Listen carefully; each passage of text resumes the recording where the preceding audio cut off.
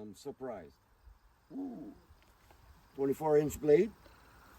Rene, I think you have an option for the blades. Yep, I can put a 20 inches. 20-inch that you got with the saw. Yep. Wow.